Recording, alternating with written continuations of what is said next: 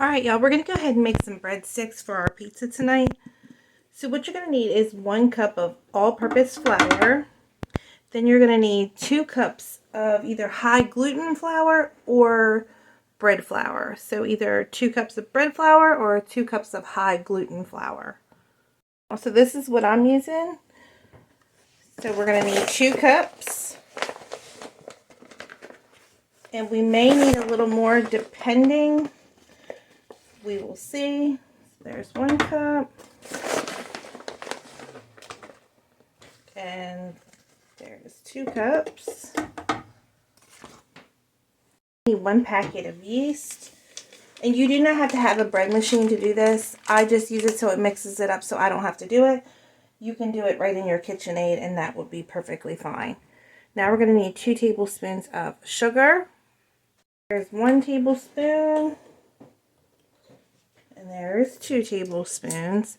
Now I need 3 tablespoons of melted butter.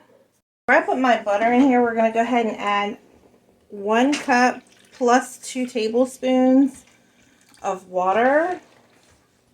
So there's my 1 cup. And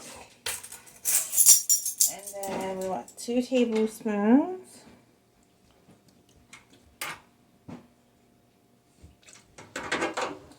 Okay.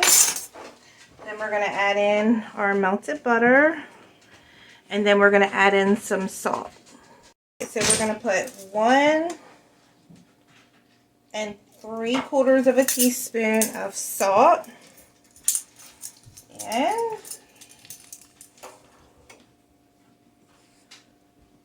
And then we're going to add in some garlic powder. We're going to add 1/2 teaspoon.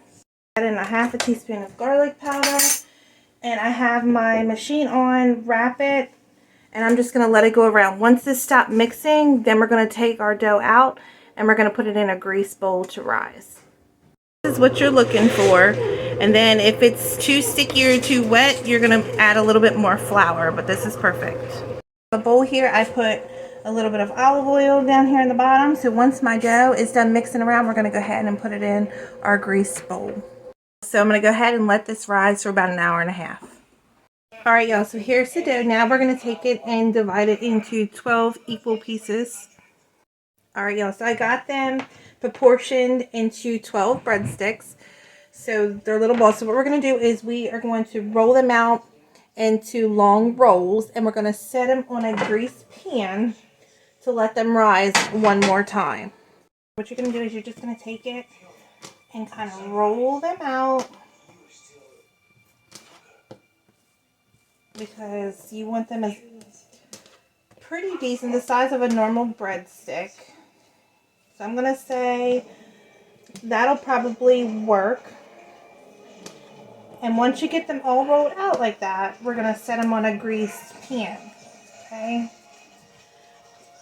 So let's go ahead and get this one rolled out. And then you're going to let that rise for maybe another hour. So it depends on how warm your place is for it to rise. So let's go ahead. And I'm going to get my pan so we can get the breadsticks on the pan. And then we are going to brush them with some garlic and stuff like that after they rise for the second time. Once you get them on your pan, we're going to let them rise for another hour. And I'll see you back here in about an hour. So we're going to pop these in a 400-degree oven for about 12 minutes. Then we're going to bump it up to 425. We're going to put a little bit of garlic and butter on top. And we're going to put them back in for 5 more minutes. So again, 400 degrees for about 12 minutes. Alright, y'all, we're going to go ahead and we're going to mix up something we're going to put on top of our breadsticks. I got 2 tablespoons of butter in here. We're going to add 1/4 teaspoon of garlic powder. And 1/2 teaspoon of salt. And we're going to pop this in the microwave to melt this. And this is what we're going to brush on top of our breadsticks when they come out. And then we're going to pop them back in the oven for a little while longer. Alright, y'all. So we're going to take our garlic butter and we're going to brush our breadsticks. And we're going to bump up our heat to 425, and we're going to pop them in there for probably about 3 more minutes.